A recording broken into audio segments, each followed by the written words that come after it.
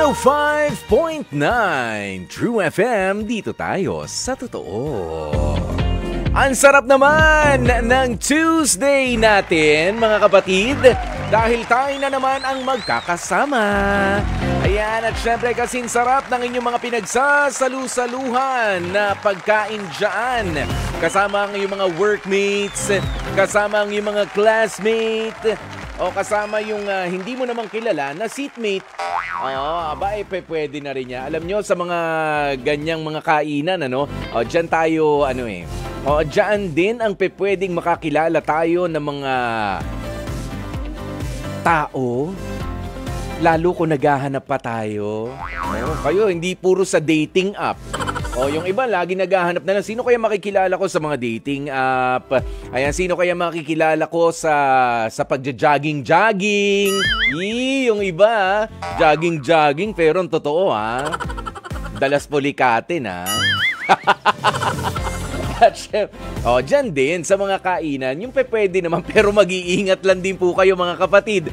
Alam nyo naman, merong mga nakikisabay. Buhay na naman po sila na mga scammer. Ingat-ingatan ang inyong mga gamit. Dahil hindi lahat nga ng inyong mga katabi, hindi lahat ng inyong mga nakangiti na nakikita ay merong magandang intensyon. Yan po ang katotohanan ng buhay. But of course, wag sana maging hadlang ito para tayo ay mag-umpisa ng panibagong pakikipagkaibigan, katulad na lamang din ng mga bago pa lamang nakikilala ang ating bago rin na frequency na 105.9. Iyon! Kahit ilang linggo na nga po namin na pinangangalandakan, diba? Sana doon sa mga online viewers natin, i-share nyo na rin. Total, kayo nakakaalam, na tayo po ay napapakinggan na nga sa radyo sa 105.9. Ayan, marami nga ako mga kaibigan. Sabi, meron mga nag-PPM sa akin. Sabi, bakit nawala na kayo? Hindi na kita napapakinggan. Nasaan ka na ba? Sabi ko, nandito kami. Buong-buo pa rin naman. Ang ating balitaan, ang ating entertainment, ang ating chikahan, ang sumbungan tuwing hapon, diba? Dito na sa 105.9. Ganun ba? Ganun. Kaya tulungan niyo po kami, mga kapatid, na sabihin pa sa ating mga kapitbahay, sa ating mga kaibigan, at syempre doon sa mga paborito nating mga nasasakyan ng mga TNVS drivers. Hello po sa inyo, mga sir. Hinahanap-hanap daw tayo eh. Salamat. Ang Heart to Heart po ay mapapakinggan niya sa 105.9. Ayan. Tuwing pananghalian. Kayo ba ay masyadong plain ang inyong pananghalian ngayon? Baka kinukulang lang ng konting rekados. Katulad ng mga tanong namin dito sa Heart to Heart. Sagutin mo ang ating love question of the day para ikaw ay merong lasa ang inyong pinag-uusapan. Ikaw nga ba, kapatid, mas okay ba na katrabaho mo ang jowa mo? Katrabaho ang jowa. Di makaporma sa iba. Mas okay nga ba nakatrabaho ang jowa mo? Yan ang ating love question of the day. At syempre, mamaya-maya lamang, mapapakinggan na rin natin ang ating namang HEART. Ayan, kaya naman i-save nyo na nga rin po ang ating mga hotlines. Ganito po yan, bagong-bago rin ang ating mga hotlines 8689-3289 at ang 8689-3290. Kung meron kayong gustong sabihin, meron kayong komento o maipapayo o sa dalawang makakausap nga po natin na magbabahagi ng kanilang problema dito sa HEART. Pero malaman nga natin ano nga ba ang pipiliin nila. Dahil alam nyo naman kapag HEART, yan po ay ang salitang heart na binigyan natin ng panibagong pakahulugan, H, para doon sa half and half. O yung letter E naman ay yung, evaluate na muna. Ayoko na muna mag-usap tayo masyado. Or letter A, sige na, approve na, lika na rito. Embrace na. Ayan, at syempre yung R. Oh, please. As in, reject na. Please let go of me. Let go of my heart. Oh. O kaya naman yung letter T. Sige. Let's try again. Try again. Echos. Okay, yan po ang ating papipiliin sa kanila, ano? Kaya halika na. Umpisa na nga po natin itong ating HEART dahil sa totoo lang daw, ang sabi ng ating makakausap ay parang mababaw lang naman yung problema. Yun ang sabi. Pero sa tuwing nauuwi na sa pagtatalo ang magjowang sina Roland at si Bettina, daig mo pa ang napakalaking suliranin na pinasok ng dalawa talaga. Ang problema po kasi ganito. Ito raw si Ronald ay hindi raw magawa na mag-update man lang sa kanyang kasintahan na si Bettina. Okay? Idagdag pa dyan, at feeling ko mukhang ito yung ano dyan. Ito yung mas matindi. Idagdag pa dyan ang pagkakaroon ng isa pang social media account ni Roland. Bakit? Yan ang tanong na marami. Ang himutok po ni Bettina, kung bakit may isa pa raw na Facebook account ang kanyang jowa kung meron naman na siyang existing. Saan kaya ginagamit yun? Plus, nagdagdag ka pa ng account nga naman, hindi ka na nga makapag-update dun sa isa. Yan po ang aalamin natin, ano? Ayan, pero seryoso nating pag-uusapan yan. Mula po sa Caloocan, kausapin natin 28 years old, si Bettina. Sige, Bettina, magandang tanghali sa'yo. Good afternoon po. Hello po. Accurate ba ang lahat ng mga sinabi ko dito? Yes po, yes po. Ayan. Okay, hindi magawa na mag-update nitong si Roland. Pero ano ba talaga ang status ng relationship ninyo? Married ba kayo? Live-in partners? O boyfriend-girlfriend?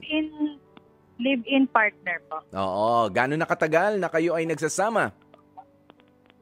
Bago lang din po kami magsama, sir. Gano'n ka bago? Kahapon lang ba? Hindi naman.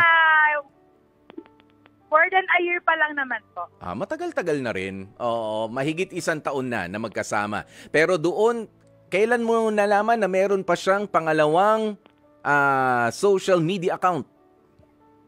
Lately lang po nung mag-start po yung Burman. Paano mo nakita yun? Parang ano po kasi yun sa phone po kasi, di ba po sa Messenger, meron po dun sa upper left part na parang colored po na magna-notify doon.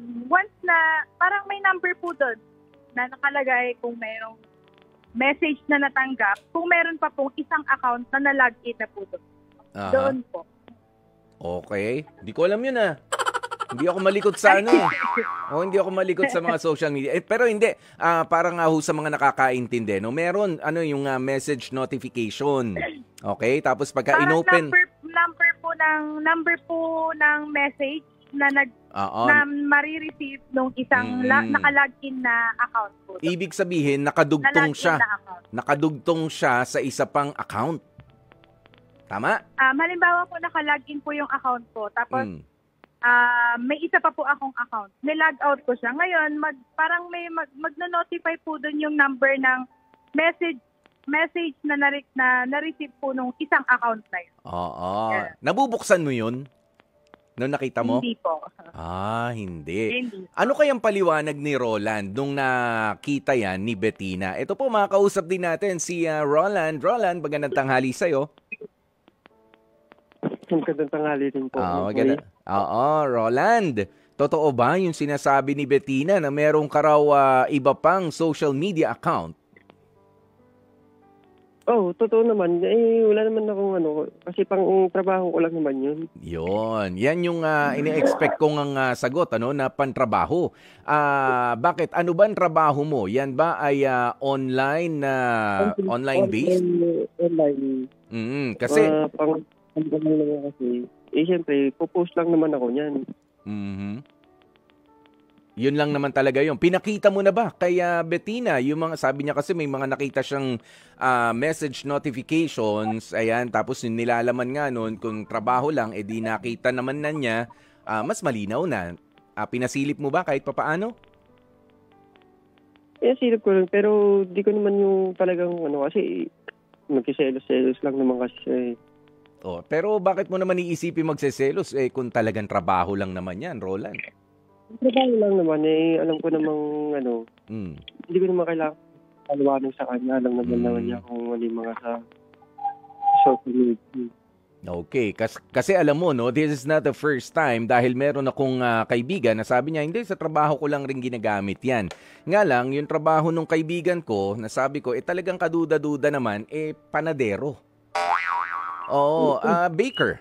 'Di ba? Nagbe-bake siya. Sabi ko, paano mo kinailangan na mag-online ka sa sa pagiging baker mo, 'di ba? I have nothing against you, pero sabi niya, hindi, ano lang naman 'yan para yung mga ewan ko ba. Basta gumagawa lang ng paraan, okay? Basta yung mga ganyan. Kaya nga, etong si Bettina ay nagdududa sa'yo. Plus, eto pa, Roland, may sinasabi siya na hindi ka nga raw mabilis mag-update o hindi ka ma-update sa kanya. Ha? Ano ba yung sinasabi na yan? Hindi naman ako masyado rin na nag-ano ng cellphone, hindi rin naman ako masyado nag-ano ng siyempre, nagtatrabaho ako, dito lang ako nag-cellphone, tapos binubuksan ko lang yung social media ko, yung pangalawa kong account, ganun. Okay. Sige, pakinggan naman natin ulit si Bettina. Bettina, narinig mo yung paliwanag ni Roland. Medyo selosa ka raw pala. Ha? Kapag ka ipinasilip pa sa'yo yung social media niya, nagamit niya sa trabaho, baka naman lahat nga naman, tinatanong mo, mali rin naman yun. Diba? Nag-message, halimbawa, ang pangalan mo, diba, si Bettina. Okay, nag-message si Mary. Ayan. Sino tong Mary na to? Katrabaho niya nga yan. Nag-message si Juday. Katrabaho niya, baka mahirap para sa'yo kung ipasisilip nga naman. Siguro ang pinaka-point na lang din po is yung hindi niya ako in-inform na meron po siyang isa pang account. Yan, pero alam nyo, no? Pero kung halimbawa naman kung makikita ko po yun na work-related, okay lang naman po siguro. Yan. Siguro baka magre-react lang din po ako kung nakikita ko naman na po hindi na siya work-related. Exactly the point. Kaya naman sa pagkakataong ito, maganda na kayong dalawa ang mag-usap dahil parehas naman kayo sa tansya ko, parang kalmado naman kayong nag-uusap. Sige, Bettina, sabihin mo yan kay Roland, pwede ko ba makita, masilip yung account na yan, na extra social media account mo? Go ahead, mag-usap kayong dalawa. Bettina and Roland. Hello? Hello. Hello. Wala naman akong problema kung meron kang ibang account. Kung baga sabi mo naman is work-related. Siguro yun lang yung mag-i-inform. Kasi siyempre, di ba, hindi mo din naman ako masisisi kung magselos or pag-isipan. Kasi siyempre, iisipin ko kung bakit kailangan pa ng ibang account, para saan. Kung wala naman akong idea kung para saan na. Yun lang naman. Okay. Sige. Roland? Yes. Yun na lang yung sagot mo? Okay. Hindi, update ko na lang lagi na i-ano ko na lang para hindi na siya magsalita ng kung ano-ano. Mag-update na ako lagi. Hindi kasi ganito, Roland, hindi naman sa nakikialam ako kung paano mo didiskarte yan sa trabaho mo. Di ba meron naman tayong mga GC? Di ba kung work-related yan, pwede magbuo ng GC sa Messenger, pwede magbuo ng GC sa Viber at sa iba pa na mga apps. 'Di ba? Pwede naman yata 'yun. Ba't kailangan daw magbuo pa ng iba pang social media account? Pang-ano ko lang din man 'yun, pang ano ko rin sa mga katrabaho ko. Ano? Pang-ano? Post lang, mga ganun. So iba nga, friend mo ba si Bettina doon sa iba mong social media account? Hindi. Bakit? Ayoko lang talagang mag-search o sa ibang sabi sa akin na may sakit. Ayaw magselos, ayaw masaktan. Bettina, matatanggap mo ba yung katwiran na yon ni Roland? Kung ipapakita lang din po niya siguro yung meron pa ring assurance na parang okay lang na hindi ako connected po doon sa account.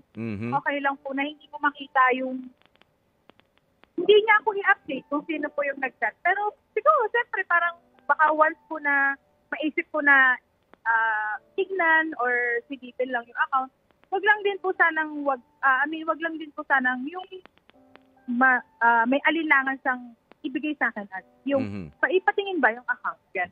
Yan. Alam mo, Roland, hindi naman sa, lalaki ka, lalaki rin ako, pero naiintindihan ko ang punto ni Bettina. Hindi naman yata si Bettina yung, kumbaga, napaka mabusisi. Napakakulit sa lahat ng mga nagme-message. Feeling ko may problema tayo, Roland, doon sa punto na, ay hindi, magseselos lang yan Ay hindi, mag-aano lang yan, hihingi lang ng paliwanag 'Di ba? Ano ba talaga ang meron? Kaya sa akin, parang nagkakaroon tuloy ng mali siya. Bakit hindi niya alam nung nagbukas ka ng panibagong social media account mo at bakit kailangan yung mga office mates mo lang yung mga nandun, 'di ba? Ano ang pinoproject mo doon sa grupong mga nandun na kasi pwedeng ang iniisip nitong si Bettina at nung iba pa na nakakaranas ng ganitong experience katulad sa inyo ay pinoproject mo yung sarili mo as single pero meron ka ng live-in partner na si Bettina. 'Di ba? Yun naman yung nakikita ko na punto rito ni Bettina. Ha? Hindi kaya? Alam naman yung katrabaho ko, may may kalibin ako. Alam naman ng mga katrabaho ko yan. Ano yun? Si Bettina ba yung nagsalita? Bettina? Si Roland po, sir. Okay. Pero siguro, ang gusto ko na lang din pong isipin is, ngayon parang nagkakaroon ako ng konting baka gusto lang din po niyang ihiwalay yung personal na buhay niya doon sa trabaho niya na parang wag lang din pong gamitin yung personal na buhay niya against sa kanya sa work niya.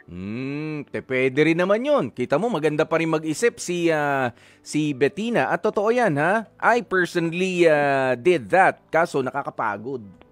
Nakakapagod kasi pagka meron akong gustong i-update na gusto kong malaman ng mga kapamilya ko rin, ng mga relatives ko, mga kaibigan, popost ko rin sa isa, popost ko rin dito sa isa. So ang ginawa ko ngayon, isang account na lang. Nakakapagod kaya? Pero para nga sa protection din, tama ba yung sinasabi ni Bettina, Roland? Ganun ba ang gusto mo? Kumbaga magpo-post ka lang, ito pantrabaho lang. 'Di ba? Kung meron akong issue na gusto kong paringgan, halimbawa, tatampuhan kami ni Bettina. Doon 'yan sa account ko na merong Bettina.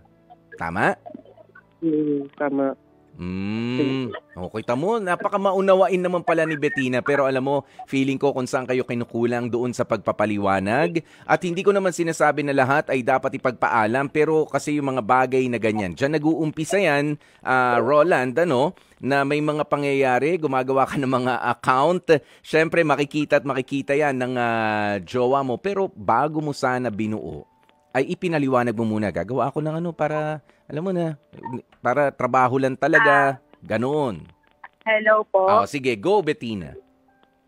Bali, po kasi, parang ang opinion ko lang din, kasi siyempre, nag-partner po siya parang, siyempre, responsibility niya na po yung isa't isa. So, hindi naman din po sigurong masama na mag-demand ako na dapat po ganito, ganyan, since nagsama po kami, responsibilidad na po namin yung isa't isa. Ayan. Kaya sa ngayon, ano ba ang gusto ninyong mangyari? Sana, Bettina, ano ba ang request mo na gawin itong si Roland? At ikaw naman, Roland, ano naman yung pwede mo ring gawin? Andyan na ang barangay. Mukhang pinabarangay ka na ni Bettina. Ayan. Andyan na yan. Sorry po. Mag-update naman lang ako sa kanya lagi para bigay ko sa kanya yung cellphone. Mag-update na lang ako. Para wala na siya sa sinasabi. Sige, ano yung mas malinaw na plano para sa inyong dalawa? Mag-update na lang ako. Siguro lagi. na lang, Siguro sa kanya, siguro Siguro yung ano mga na lahat natin. ng... Siyempre parang mag-a-update ka din ng, hindi naman siyempre labag sa kalooban. Parang mas okay pa rin na kahit hindi naman yung minuto, ganyan. Mhm. Parang halimbawa kung nasan ka lang na ganito, ganyan. Kung nasang lugar ka, ganyan. Hindi naman yun to the point na kumain na ako, minom na ako ng tubig. Yung lang, tamang update lang. Yes. Mhm. Yung nasa ganitong lugar ako, ganyan. Parang in case may mangyari sa'yo, wag na, which is wag naman sana. At least, di ba, alam ko kung anong gagawin ko, saan ako pupunta. Yung ganun lang naman. Kung na lang yung account ko, tapos dalawang account ko, hindi okay na yun. Paano? Paano yun, Roland? Eh, kukunin niya na yung dalawang account ko. Oh. Update na lang yan. Ibibigay mo sa kanya. Pwede niyang masilip-silip. Oo, sige na. Para dahil lang doon sa second account, siyempre, hindi ko naman pagdadamot. Oo. Para mawala nga yung agam-agam din ni Bettina, 'di ba, na meron kang ginagawang masama o ginagawang kakaiba doon sa second account mo. Sabi ko nga, pwede ka mag-post as single doon o may didiskartehan ka, may ka-chat ka doon, hiwalay na hiwalay yan doon sa main account mo. Ayan, pero yun nga. So ngayon, ano ba ang inyong HEART decision? Ano ang inyong heart decision? Ano ang sinasabi ng puso ninyo? Bettina and Roland. Roland, sige, ikaw, ano ang heart decision mo dito sa problema nyong ito? Ako naman, okay na ako.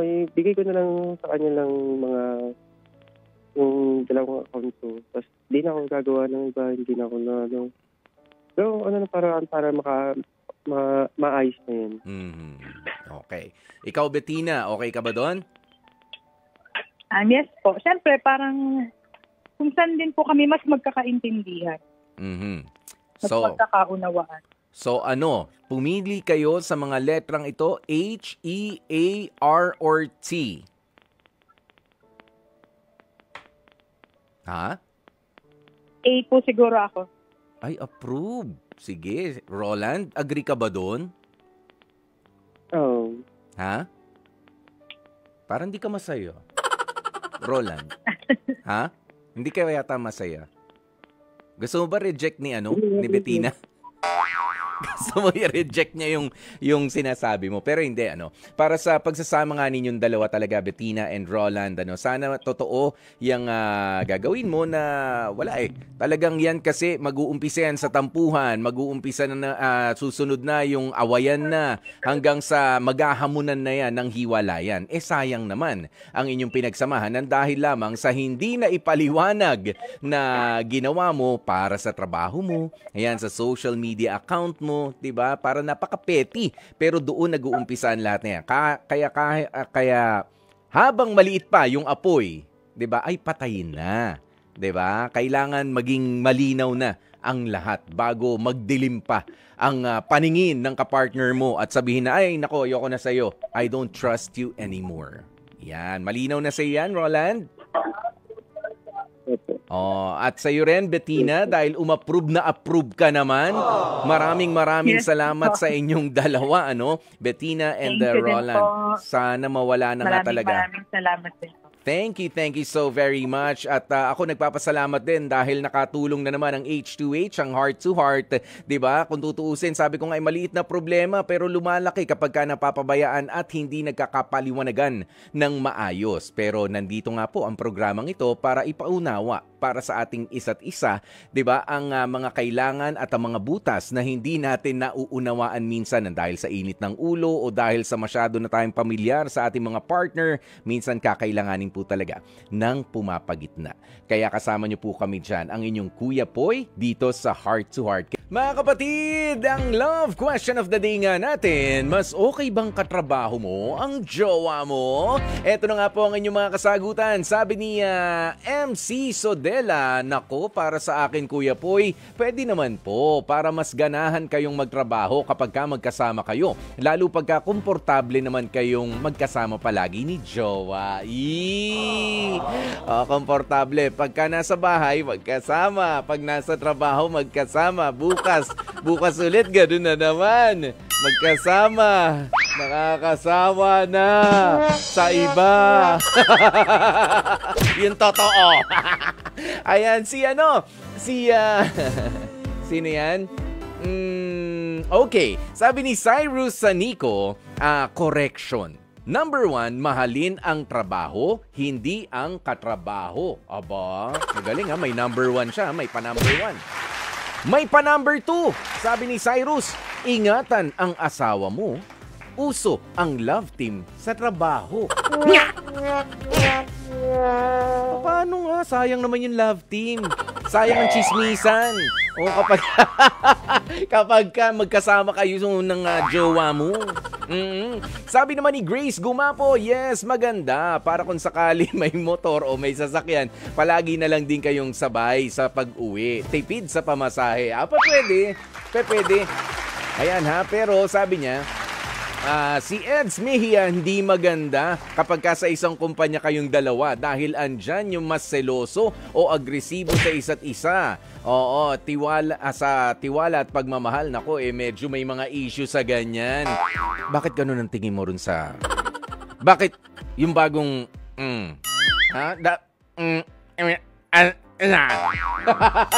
Di ba may mga ganyan na... Si Luella Dumaog, sabi niya, for me, oo, syempre, lalo na para may inspirasyon ka, araw-araw mo siyang nakikita. Yan. Pero kayo nga mga kapatid, kung saan kayo gaganahan pareho, basta dapat hindi nagkakasawaan. O yung iba nga kasi, di ba, sabi ko kanina, nagkakasawaan dahil sa bahay siya na nakikita mo. Sa trabaho, siya pa rin yung nakikita mo. Pero dyan papasok nga yung nire-reinvent ninyo ang pagkakilig sa isa't isa. Kailangan nire-reinvent ninyo kung papaano nyo napapasaya ang inyong relationship. Dahil kapag wala, puro trabaho na lang ang pinag-uusapan ninyo, hindi rin naman maganda. Okay? Kaya kung sakali na nagiging sagabal na rin ang trabaho na pinag-usapan sa bahay, trabaho pa sa trabaho, baka maging mag-workmates na lang kayo, mawala na yung romansa. Hindi dapat mawala ang romansa sa relasyon. Okay? Maraming salamat sa isang oras na naman natin pinagsamahan. Bukas, ulitin po natin ito. Pagka-strike ng 12 noon, itutok na lahat yan dito sa Heart to Heart. Nakasama nyo nga po ang inyong lingkod. Ako po si Kuya Poy, ang inyong gwapopoy dito sa 105.9 True FM. Dito tayo sa totoo.